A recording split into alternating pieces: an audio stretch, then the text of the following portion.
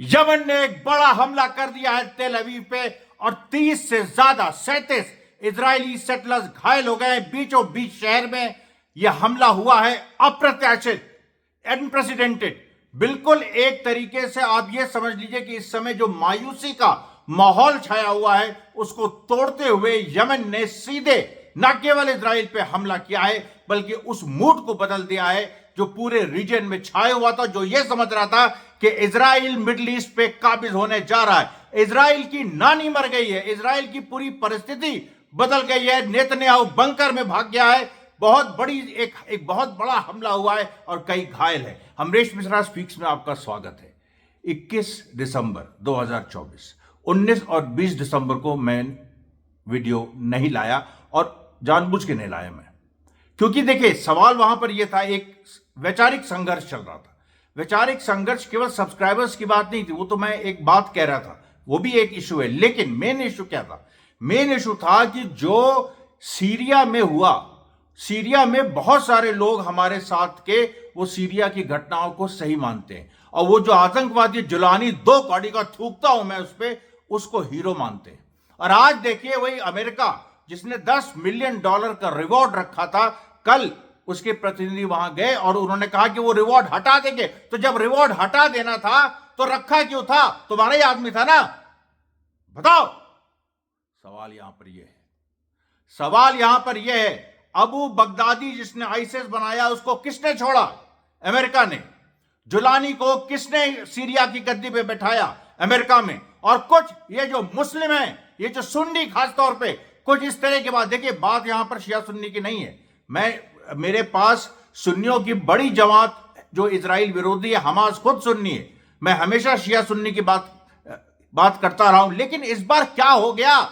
इस बार सीरिया के सवाल पे इतने ज्यादा सुन्नी जो थे वो पूरा दिमाग खराब हो गया था उनका। और वो तो इसलिए उनके बीच का जो ये विचार है कि कोई ऐसा जो हथियार उठा ले उसके साथ हो जाते हैं। अरे हथियार उठाने का मतलब है किसी एक क्रांतिकारी कॉज के लिए हथियार उठाना, आजादी के लिए, इंसाफ की जंग के लिए। यह इस्लाम है जो हमास ने स्थापित किया। मैं 7 अक्टूबर 2023 से चिल्ला के कह रहा हूं कि हमास ने इस्लाम का पूरा रंग बदल दिया। अमेरिका जो इस्लाम को एक आतंक का धर्म स्थापित करना चाहता था, जो मुस्लिम्स के हाथ में हथियार देके सुसाइड बॉम्बिंग उसने कराई अलकायदा के समय से, फिर आईसिस बनवाया। ये पूरी एक साजिश, आप लोग समझ रहे ना? आपके बच्चे मारे जाएंगे, पूरी दुनिया की जनता इस्लाम के खिलाफ हो जाएगी। और मैं इसलिए लड़ रहा था, मैं कह रहा था कि ये जो कोशिश है अमेरिका की जुलानी के माध्यम से फिर से उसी इस्लाम को वापस लाना, जहां पर हाथ में बंदूक लेके इनोसेंट्स को मारा जा रहा है। और ये कई घटनाएं एचटीएस की हुई हैं। इजराइल कब्जे पे कब्जा किया जा रहा। अभी आपको बताऊंगा कि कल इजराइल ने गोली चला दी जो दारा प्रोविंस है सीरिया में, वहां तक इजराइल पहुंच गया है। नेतन्याहू माउंट हर्मन पे पहुंच के नेतन्याहू ने बकायदा ये स्पीच दी कि हम यहां लंबे समय तक हैं। सीरिया के 4 या 5 टुकड़े होंगे और वहां पर जो हथियार लेके मासूमों को मार रहे हैं एचटीएस के गुंडे, मवाली, क्रिमिनल टाइप के लोग, आतंकवादी, और जो सुन्नी उनको सपोर्ट करता है वो भी आतंकवादी है। उसको भारत में मंगल पांडे सेना अगर हिंदुओं के बड़े हिस्से को धुतकार सकती है, मार सकती है, सड़क पे लिटा के उनके ऊपर से गाड़ी चढ़ा सकती है, तो मुसलमानों के साथ भी हम उनको भी नहीं छोड़ेंगे। क्योंकि जो सुन्नी आतंकवाद को सपोर्ट करते हैं अमेरिका टाइप, हमास और हिजबुल्लाह नहीं, वो तो आतंकवादी है ही नहीं। हिजबुल्लाह शिया है, हमास सुन्नी है। कोई भी सुन्नी फोर्स जो हथियार लेके खड़ी हो अमेरिका इजराइल के खिलाफ, हम उसके साथ है। लेकिन कोई भी सुन्नी फोर्स अगर ये हथियार लेके अमेरिका के साथ खड़ी हो जाए, इजराइल के साथ खड़ी हो जाए, जैसे जुलानी ये खड़ा हुआ है, उसका हम विरोध करेंगे। और ये वार्निंग है, मंगल पांडे सेना दोनों तरह के जो उग्रवादी, जो इजराइल समर्थक उग्रवादी हैं, उनके खिलाफ है। लेकिन हां, दोनों तरफ के हिंदू और मुस्लिम जो उग्रवादी स्टेट के खिलाफ लड़ने को तैयार हैं, इजराइल के खिलाफ लड़ने को तैयार हैं, अमेरिका के खिलाफ लड़ने को तैयार है। और स्टेट का मतलब मेरा यह है कि भारत में जो अभी ताकतें जिस तरह से काबिज हो गई, वो उससे मेरा मतलब है। भारतीय स्टेट तो हमारा था, हम ब्राह्मणों ने चलाया है ये भारतीय स्टेट हजारों सालों से। किसी और की औकात नहीं है, मोदी की औकात नहीं, योगी की औकात नहीं, ये हम चला रहे हैं।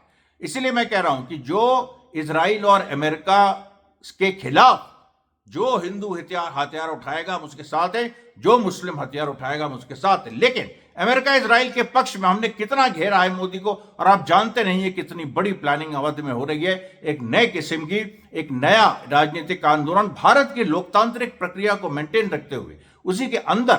लेकिन इतनी संभावनाएं हैं क्योंकि बीजेपी ने हिंसा का इस्तेमाल करके सत्ता में बीजेपी आई। हम आंदोलन का इस्तेमाल करेंगे, हिंसा की जरूरत पड़ी तो जो गलत लोग हैं उनके खिलाफ भी हम उनको सजा देंगे। इसलिए मैं कह रहा हूं आपसे कि ये जो पूरी लड़ाई है वो इस तरह की है। और आपको पता है यमन ने क्या किया है आज तेल अवीव में। आज का देखिए, मैं 3 वीडियो आपके बीच ला रहा हूं, ये पूरा आपको अंत तक देखना है किसी भी हालत में। मैं आप ये जो 3 वीडियो है, जो पहला वीडियो है ये मैंने पिछले 2 दिन वीडियो क्यों नहीं बनाया, और आज की कुछ घटनाएं। उसके बाद जो दूसरा वीडियो मैं करीब 6 बजे लाऊंगा, उसमें जो झूठ बोल रहा है वेस्टर्न मीडिया कि सैयदना जो वहां पर सीरिया में लाखों लोगों को मारा, ये सब झूठ, उसका पूरा फैक्ट आ गया मेरे सामने। दूसरा वीडियो वो होगा, और फिर रात का वीडियो आज का राउंड अप होगा। तो ये अभी देखिए जो मैं अभी बताना चाह रहा हूं आपको कि तेल अवीव, और आज मैं ये भी करूंगा कि जो 2 दिन 1920 मैंने वीडियो नहीं बनाया उसके भी कुछ पहलू आपके सामने रखूंगा। देखिए, सबसे जो बड़ी घटना अभी की है तेल अवीव में जो यमन ने मार की है, इतनी भयंकर मार है, उसका जो वीडियोज आ रहे हैं मेरे एक्स पे पड़े, मेरे एक्स अकाउंट से आप लोग जुड़िए। ये एक तरह का साझा एक गठबंधन या एक साझा प्रयास होना चाहिए। Telegram channel, x channel, YouTube, Facebook में मैं उन लोगों ने तो रीच कम कर दी, फिर भी मैं कोशिश कर रहा हूं, मेरे 16 से 20 हजार फॉलोअर्स फिर भी। लेकिन अभी आपको केंद्रित करना है तेल अवीव पे। तेल अवीव पे जो यमन ने हमला किया है, it's a game changer. Israel के सारे मंसूबे, सारी के सारे उसके रसूख, उसने जो मैसेज दिया था दुनिया को कि देखो हमने एक्सेस ऑफ रेजिस्टेंस को सीरिया में हरा दिया, वाकई हरा दिया। और आप लोगों की वजह उसमें बहुत बड़ा हिस्सा, मैं आप सबकी बात नहीं कर रहा हूं, जिन लोगों ने मुझको ईमेल लिखे, जिन लोगों ने मुझको जो लगे रहे, मैं उनका बहुत बहुत शुक्रगुजार हूं। लेकिन सवाल यहां पर यह है कि जिन लोगों ने सीरिया में जुरानी का समर्थन किया था, वो उन लोगों देविल या तो अपने को बदलें और वरना उनका बुरा अंजाम होगा। मैं सीधे धमकी दे रहा हूं यहां पर यूट्यूब पे। तो देखिए, मैं आपसे ये जो यमन ने जो किया है उसकी जो पूरे हालात है। सबसे बड़ी बात आप देखिए कि 4 मिसाइल यमन ने छोड़ी। इजराइल कह रहा है कि 2 इंटरसेप्ट हो गए, 2 तो सीधे गिरी हैं, और कई पार्क्स वहां पर उजड़ गए हैं, कई वहां पर रेजिडेंशियल एरियाज उजड़ गए हैं। ये यमन ने एक तरीके से इजराइल को चेतावनी दे दी कि अब केवल मिलिट्री इंस्टॉलेशंस तक हम नहीं चुप रहेंगे, मतलब हम नहीं सीमित रहेंगे, हम तुम्हें घर में घुस के कहीं भी मार सकते हैं। तुमने इतने सिविलियंस मारे, 45,000 गाजा में सिविलियंस मारे जा चुके हैं। कल और परसों यमन पे बमबारी हुई। यमन ने एक और हमला किया था जो कल, लेकिन वो उसने मिलिट्री इंस्टॉलेशन भी किया था तेल अवीव के ही पास। उसके बाद यमन पे इतनी बमबारी हुई, करीब 9 लोग यमन के मारे गए। यमन के ऊपर जो इजरायली अमेरिकन बमबारी हुई, और इस बार इजरायली बमबारी ज्यादा थी। तो ये एक कयास लगाई जा रही थी कि क्या सीरिया के बाद अब नेतन्याहू यमन की तरफ बढ़ेगा। क्योंकि आपको आप याद करिए, जब लेबनान पे हमला हुआ था, सैयद नसरुल्लाह को मारा गया था, और उसके बाद इजराइल ने अचानक लेबनान पे हमला कर दिया, और उसमें भी पूरी लड़ाई चली, और अंत में इजराइल सीज फायर पे तब उसको मानना पड़ा जब लेबनान ने तेल अवीव पे हमला किया था। आपको याद होगा 27 नवंबर के पहले, और जैसे ही वो हमला हुआ उसके 2 दिन में इजराइल ने संधि कर ली। वो अलग बात है कि सीरिया में उसने कब्जा कर लिया, और अब कह रहा है कि सीरिया में, क्योंकि माउंट हरमोन सीरिया में कब्जा कर लिया इजराइल ने, जिससे लेबनान दिखता है वो ऊंचा है, एक एलिवेटेड पॉइंट है, उससे नीचे जो लेबनान का इलाका है वो भी इजराइल कब्जा कर सकता है। और आपको बता दें, इजराइल की लेबनान में अभी भी फौजें हैं भारी संख्या में। उन्होंने मारून अल रस वगैरह में, और देखिए अभी तक ये था कि 27 नवंबर के बाद करीब 15 दिसंबर तक 15 लेबनीज सिविलियन मारे गए थे, लेकिन 15 दिसंबर से 21 दिसंबर तक 30 लेबनीज सिटीजन मारे जा चुके हैं। हिजबुल्लाह ने जवाबी कार्रवाई की है, लेकिन वो सांकेतिक है। हिजबुल्लाह जानबूझ के सांकेतिक कर रहा है, क्योंकि हिजबुल्लाह चाहता है कि लेबनीज आर्मी क्या कर रही है। लेबनीज आर्मी को सामने आना चाहिए। जो क्रिश्चियंस है लेबनीज आर्मी में, सुन्नी है, वो क्यों नहीं सामने आ रहे। हिजबुल्लाह का बहुत अच्छा ये पॉलिटिकल अप्रोच है कि जो उन लोगों को, वो जो भाई लेबनान एक कंट्री है, अगर उसको कंट्री कहते हो और तुम कहते हो कि हिजबुल्लाह उसका हिस्सा है, कहते हो ना, ये तो नहीं कहते ना कि हिजबुल्लाह उसका मतलब हिजबुल्लाह उस कंट्री का नाम हिजबुल्लाह है, नहीं ना, हिजबुल्लाह हिस्सा है। जो लेबनीज आर्मी है वो अलग है, उसमें 30% क्रिश्चियन, 30% सुन्नी, 30% शिया है। तो उस तरीके से तो लेबनीज आर्मी का इनिशिएटिव कहां है? लेबनीज आर्मी के 6 लोग मारे जा चुके हैं जब से सीज फायर वायलेशन हुआ है। क्या कर रही है लेबनीज आर्मी? ये अमेरिका और इजराइल ने उसको भी इन्फिल्ट्रेट किया हुआ है। इसीलिए लेबनान में भी कुछ लेकिन लेबनान में चक्कर क्या है, वहां ऑलरेडी सत्ता इस तरह से बटी हुई है कि असद टाइप कोई एक आदमी नहीं है जिसपे आप सारा वो केंद्रित करके और उसके खिलाफ ऑपरेशन कर दीजिए। वहां पर जो प्रेसिडेंट है वो ये चीज पहले से मैंडेटेड है कि वो क्रिश्चियन होगा, प्राइम मिनिस्टर सुन्नी है, जो पार्लियामेंट का स्पीकर है वो शिया है। इस तरह का पावर डिवीजन हुआ है। अब अमेरिका हमला नहीं कर सकता है लेबनान में या कुछ हिजबुल्लाह के खिलाफ कुछ कार्रवाई कर सकता है, लेकिन वो चीज काम नहीं आ रही। वो कोशिश की इन लोगों ने बहुत, लेकिन वो काम नहीं आई क्योंकि हिजबुल्लाह का जो परसेप्शन है कि वो लेबनान के लिए लड़ा, और वहां की जो आम जो क्रिश्चियन जनता है, जो कि वहां इतने राइट्स हो चुके हैं मुस्लिम वर्सेस क्रिश्चियन और सब कुछ, फिर भी आज वो क्रिश्चियन जनता पूरी तरह से साथ है हिजबुल्लाह के, और इसी वजह से आर्मी वहां पर काम करी। क्योंकि देखिए सीज फायर में ये बात हुई थी, सीज फायर पहले हिजबुल्लाह और इजराइल में नहीं हुआ था, लेबनान और इजराइल में हुआ था, और यह बात थी कि साउथ लेबनान को इजरायली सेना खाली कर देगी, हिजबुल्लाह भी खाली कर देगा, वहां पर लेबनीज आर्मी आएगी। अब लेबनीज आर्मी पहुंच गई है लेकिन उसको घुसने नहीं दे रहे।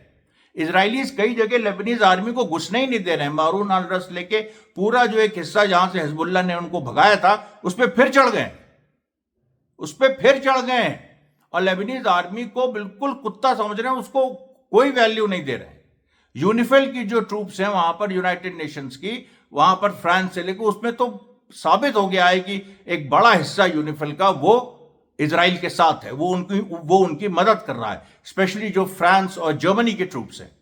ये पूरी देखिए सिचुएशन इतनी कॉम्प्लिकेटेड है, फिर भी हिजबुल्लाह का आप संयम देखिए। वो अभी हिजबुल्लाह के पास तो उसने अपनी मारक शक्ति का 5% दिखाया, 95% वो शक्ति अगर अनलीश कर दे तो इजराइल खत्म हो जाए। लेकिन राजनीति जो सीरिया से शिया सुन्नी कर दिया इन लोगों ने। अब आप देखिए, आप लोगों में जिन लोगों ने सीरिया को सपोर्ट किया था, अपना चेहरा आईना में देखिए, थूकिए अपने आप पे। You have to spit on yourself, क्योंकि तुम लोगों की वजह से आज फिलिस्तीनी आजादी की जो लड़ाई इतने अच्छे मुकाम पे पहुंच गई थी, इजराइल इतनी बुरी तरह से फंस गया था। तुम लोग अगर जुलानी को, तुम सुन्नी अगर जुलानी को तुम लोग खुल के, मतलब जो जिन लोगों ने किया, जिन लोगों ने नहीं किया वो ठीक है, जिन सुन्नी लोगों ने जुलानी को सपोर्ट किया वो थूके अपने मुंह पे, वो थूके, उनके पास और कोई ऑप्शन नहीं है। क्योंकि देखिए, क्योंकि बात यहां पर यह है कि तुमने मौका दे दिया फिलिस्तीनियों के, तुम कैसे कह सकते हो कि तुम फिलिस्तीनियों के पक्ष में, तुम तो गद्दार हो सालो। तुमने फिलिस्तीनियों के पीठ में छुरा भोंका है, यह सच्चाई है। और ये जुलानी को तो सरेआम फांसी दी जाएगी, यह बात तय है। ईरान देगा, हिजबुल्लाह देगा, हमास देगा, हम लोग देंगे अगर कोई स्थिति नहीं बनी तो। क्योंकि देखिए, ये रशिया भी देगा वहां पर, तो ये नहीं टिकेगा, क्योंकि सीरिया को आप 5 भागों में बांट दो। गद्दाफी ने कहा था, गद्दाफी का पूरा वीडियो वायरल है, आप लोग एक्स देखते नहीं, मेरा पूरा वीडियो वायरल है गद्दाफी का, जिसमें साफ साफ उसने कहा है कि सीरिया के 5 टुकड़े होंगे, इनकी ये प्लानिंग है। इसीलिए गद्दाफी, और उसने, आपको मैंने पहले भी वीडियो दिखाया था, असद को भी उसने कहा था 2008 में कि अगली बारी तुम्हारी है सद्दाम हुसैन के बाद, और असद हंस रहा था। और असद का जो बयान आए हैं ये उस सब, इससे सब साबित होता है कि असद कोई इजराइल से मिला हुआ नहीं था, लेकिन असद को जो अरबी देश हैं जो इजराइल से मिले हुए हैं, खासतौर पे जॉर्डन और यूएई, इन्होंने ऐसा अपने उसमें लिया। और ईरान कहां कहां देखे भाई, ईरान को सब जगह हथियार भी पहुंचाने हैं, इजराइल को जवाब भी देना है, सारी चीजें हैं। रशियंस भी यूक्रेन में फंसे हुए हैं, उस दौर में इन लोगों ने इस्तेमाल करके, बहुत बड़ी बात नहीं है, अमेरिका इजराइल ने इस तरह का कू कर दिया। उसमें असद को समझ भी नहीं आया, असद को भागना पड़ा, उसका बयान भी आया इसी बात पर। और उसकी कमजोरी भी है, मैं उसमें कोई, लेकिन कमजोरी ये नहीं है कि वो इजराइल के साथ था, कमजोरी ये है कि उसने इजराइल के थ्रेट को कम करके आका, कि इजराइल और अमेरिका इस तरीके से सत्ता परिवर्तन कर सकते हैं, ये उसने कम करके आका होने दिया। ये उसकी कमजोरी है। उसकी कमजोरी ये नहीं, वो इजराइल के साथ नहीं था, बिल्कुल गलत ये पूरा प्रचार आ रहा है। अभी वो रशिया में है और वो देखिएगा किसी न किसी रूप में वापस लौटेगा, और एक नई सेना के साथ, और वो अब असद अकेले एक president one man rule Syria में नहीं चलेगा। अब कई फोर्सेज इस तरह की आ गई, और आपको मैं बताऊं कौन सी फोर्सेज आ गई। कल क्या हुआ, राका जो ये दारा तक इजरायली फोर्सेस पहुंच गई हैं, जो साउथ सीरिया में है, और वहां पर पहली बार जनता सड़क पे आई। वही मेरा एक्स पे वीडियो पड़ा, मैं चिल्लाता रहता हूं, मैं तो यहां वीडियो डाल ही नहीं सकता क्योंकि ये लोग तुरंत हमारा बैन कर देंगे, वैसे ही बैन कर देते तब तो तुरंत कर देंगे। और मेरी वेबसाइट भी है amresh.co, जिसको आप लोग तवज्जो नहीं दे रहे और आप लोग नहीं समझ रहे हैं कि मैं अकेला हूं यहां पर रेजिस्टेंस की आवाज। या अशोक कुमार पांडे या कोई हमसे कहेगा इनका नाम मत लीजिए, इनको प्रचार मिलता है प्रचार तो मिले, भाड़ में जाओ। अशोक कुमार पांडे, अभिसार शर्मा, आशुतोष, अजीत अंजुम, ये संजय शर्मा, लेड़ लो, ये लोग जो हैं, ये मतलब जो पूरी तरीके से एक खबर आप तक नहीं पहुंचाते। इधर इतना सब हो गया, और इतना झूठ, और जो बोलते हैं वो झूठ बोलते हैं, मुझसे चुरा के बोलते हैं। ऐसे लोगों को आपको ये अभियान चलाना चाहिए। ये चलेगा, जो जन अभियान है उसमें 2-3-4 महीना लग सकता है कि इनके सब्सक्राइबर्स जो हैं वो नीचे आ जाएं। क्योंकि देखिए, बिना अगर आप यहां बैठे हैं, आप गोली तो चला नहीं सकते इजरायलियों के ऊपर, तो और आप विरोध का क्या तरीका होगा। यहां जो उदारवादी हैं, जो इजराइल के पक्ष में हैं लेकिन दिखाते हैं कि हम फिलिस्तीन के पक्ष में, फिलिस्तीन के पक्ष में हमें नहीं चाहिए अशोक कुमार पांडे। हमें चाहिए कि रेजिस्टेंस के पक्ष में बोले, हमास के पक्ष में बोले। हमें आशुतोष या अभिसार शर्मा, पूर्ण प्रसन्न वाजपेयी नहीं चाहिए कि ये लोग जो है मोदी की आलोचना करें, इसकी आलोचना करें, और वहां पर वो गाजा में घड़ियाली आंसू रोएं कि वहां पर इतने इनोसेंट्स मारे जा रहे हैं। वहां पर जो रेजिस्टेंस है उसकी बात क्यों नहीं करते हो? वो कितने इजरायलियों को मार रहा है, ये देखिए पूरी बात है, ये पूरी सच्चाई है। ये अपने उससे बचना, और आप में से कोई भी अगर इस लाइन से हटा तो समझ लीजिएगा मैं धमकी दे रहा हूं सीधे। तो देखिए, ये पूरा मेरा पैशन है, मैं रेजिस्टेंस का आदमी हूं। मेरे ऊपर 2 दिन से ट्विटर पे इतने बड़े बड़े हमले हो रहे हैं। आप में से शायद ही कोई आया होगा, कुछ लोग जरूर आए होंगे, मैं उनको, लेकिन जो एक्स में है, एक्स में नहीं है आप। लेकिन मोटा मोटी बात समझिए कि सवाल यहां पर यह है कि आज स्थिति आ गई है कि एक तरफ दुनिया 2 भागों में बटी है। एक तरफ इस्लामिक रेजिस्टेंस ऑफ एक्सेस है, ध्यान से सुनिएगा, इस्लामिक रेजिस्टेंस ऑफ एक्सेस है, जिसमें ईरान है, जिसमें यमन है, जिसमें हमास है, जिसमें गाजा है, जिसमें वेस्ट बैंक है, जिसमें लेबनान में हिजबुल्लाह है, इराक है, सीरिया तो गया। अब सीरियन रेजिस्टेंस जो नया डेवलप हो रहा है, अभी जैसे मैंने बताया, दारा में प्रदर्शन हुआ इजरायलियों के खिलाफ, पहला विरोध प्रदर्शन जिसपे गोली भी चलाई गई। और इसके पहले जो कई वीडियोज आए जिसमें एचटीएस के लोगों ने इजराइल पे हमला किया तो उनको बोलने से रोका गया। एचटीएस पूरी तरह से अमेरिकन कठपुतली बन गया है। तो ये जो पूरी बात है, देखिए, दुनिया 2 भागों में, मैं फिर से कह रहा हूं, दुनिया 2 भागों में बटी। एक्सेस ऑफ रेजिस्टेंस जिसमें ईरान है, एक्सेस ऑफ इस्लाम, चलिए उसको और स्पेसिफाई करते हैं, axis of Islamic resistance, axis of Islamic resistance जिसमें ईरान है, इराक है, सीरिया में जो रेजिस्टेंस बढ़ रहा है वो है, लेबनान में हिजबुल्लाह है, हमास है, गाजा है, वेस्ट बैंक है और यमन है। यह है एक्सेस ऑफ इस्लामिक रेजिस्टेंस जो इजराइल अमेरिका के खिलाफ लड़ रहा है। दूसरा है axis of Islamic terrorism, Islamic resistance वो है, और यह है एक्सेस ऑफ इस्लामिक टेररिज्म। इसको कौन लीड कर रहा है? इसको सीरिया का जो जुलानी है ये लीड कर रहा है।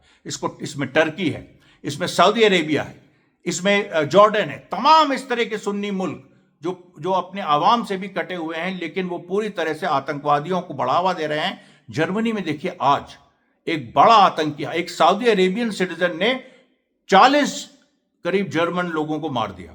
क्रिसमस के एक मार्केट में कार लेके घुस गया, और कोशिश ये हुई कि उसको दिखाएं कि वो मुस्लिम है, और वो जो है उसने इसलिए किया क्योंकि वो अभी जो चल रहा है और वो एंटी इजराइल है। लेकिन जब उसका सोशल मीडिया के अकाउंट जब उसकी खंगाले गए तो ये पता चला कि ये आदमी, पूरी एक्स पे मेरा पड़ा हुआ है, इसका अब्दुल हुसैन नाम है, ये आदमी जो है ये तो इजराइल का समर्थक है। इसने अपने ट्वीट्स में लिखा है, और अपने को एक्स मुस्लिम कहता है, अपने को मुस्लिम भी नहीं कहता। ये जब ये भांडा फूटा तो दुनिया अवाक है। आप देखिए मेरे एक्स अकाउंट में कितना ज्यादा ट्रैफिक आ रहा है इसको लेके, दुनिया अवाक है। वो मोसाद एजेंट निकला, उसके आप देख लीजिए ट्वीट, उसमें वो कहता है आई लव इजराइल। अब इससे बड़ा क्या हो सकता है? कि इस्लामिक टेररिज्म भी एक रियलिटी है और जिसको ये लोग यूज कर रहे हैं। जो ये कहता है कि इजराइल हमारा दुश्मन नहीं है, हमारा दुश्मन सब दुनिया है, हम जिसको चाहे मार सकते हैं। ये जो तकफीरी मुनाफिक, जिनको ईरान ने तकफीरी मुनाफिक कहा है, और सुन लो सुन्नियों, ईरान के साथ तुम्हें खड़ा होना पड़ेगा, अगर नहीं खड़े हुए तो तुम्हारा वजूद खत्म है, तुम लोगों को आतंकवादी कहा जाएगा, तुमको और तुम्हारे औरतों बच्चों को जान से मारा जाएगा और उस समय कोई तुम्हारे साथ खड़ा नहीं होगा। ये कड़वी सच्चाई है। अमरीश मिश्रा स्पीक्स के अगर तुम सब्सक्राइबर हो तो कड़वी सच्चाई सुनना सीखो। इसलिए मैं कह रहा हूं कि खुल के सुन्नियों पे ज्यादा जिम्मेदारी है, खुल के आए वो, और वो पूरी तरह से ईरान का साथ दें, सीरिया में जुलानी का विरोध करें, सऊदी अरेबिया का विरोध करें, जॉर्डन का विरोध करें। ये पूरा जो एक्सेस ऑफ इस्लामिक टेररिज्म है इसको वो कम्बैट करें। ये देखिए बहुत जरूरी है। हिंदुओं को मैं ऑलरेडी ऑर्गेनाइज कर रहा हूं, सारी चीजें वहां पर भी इसी लाइन पे सब डिवीजन मैंने करा दिया है। जो भी बीजेपी के साथ है वो आतंकवादी, जो भी बीजेपी के साथ है वो आतंकवादी है, जो बीजेपी के विरोध में है, आरएसएस बीजेपी के विरोध में, और जो इजराइल अमेरिका के खिलाफ लड़ना चाहता है या उसकी चेतना है, या आजादी के आंदोलन में मंगल पांडे 1857 की लाइन का जो आदमी है, वो एक इंडियन रेजिस्टेंस डेवलप कर रहा है, उसका आदमी। तो ये देखिए पूरी एक पिक्चर है। मैंने कुछ प्रमुख घटनाएं आज की आपको बता दी। अब जो मैं वीडियो एक डालूंगा करीबन 6 बजे, वो आपको बताऊंगा कि सीरिया के बारे में कैसे वेस्टर्न मीडिया ने झूठ फैलाया, और उसके बाद जो रात को वीडियो आएगा उसमें बाकायदा हम पूरा आपको अपडेट देंगे, एक एक घटना देंगे। एक चीज आपको और बता दें, और ये मैं दूसरे वीडियो में भी बताऊंगा, हमास ने एक, देखिए, सुसाइड ऑपरेशन शुरू कर दिए थे, लेकिन सुसाइड ऑपरेशन मतलब पहले करते थे इधर, जब से 7 अक्टूबर के बाद से नहीं, 7 अक्टूबर के बाद से कुछ लोन वुल्फ अटैक्स हुए, लेकिन पहली बार गाजा में कल एक बड़ी घटना हो गई जब एक हमास फाइटर ने 2 इजरायली सोल्जर्स को मारा, और वो पूरा एक अपने साथ वेस्ट पहने हुए वो घुस गया इजरायली सोल्जर्स के बीच में। 6 इजरायली सोल्जर्स उसमें मार दिए गए। जबलिया में कल 6 इजरायली सोल्जर्स मारे गए। यमन ने जो तबाही मचाई वो मचाई, हमास ने 6, और फिर परसों, मतलब परसों यानी 19 तारीख को ये जो सुसाइड अटैक हुआ इजराइल पे, ये 20 तारीख को हुआ। 19 तारीख को हमास के फाइटर्स ने कई जगह, नेत्जरी मैक्सिस पे, अल तवाम, कई जगह, और मिलके उस दिन भी 5 मारे। आप बताइए, 5 इजरायली सोल्जर्स मारे 19 को, 5 इजरायली सोल्जर्स मारे 20 को। ये अनप्रेसिडेंटेड है, ये कभी हुआ नहीं। और इसके बारे में आप इस लाइन पे सोचिए, और आप बिल्कुल पूरी तरीके से ये जो ज़ायनिज्म के खिलाफ एक विश्व युद्ध है, रेजिस्टेंस की लड़ाई है, पूरी पूरब की जनता का जो उभार है, उसके साथ खड़े होइए। धन्यवाद साथियों, बहुत बहुत धन्यवाद।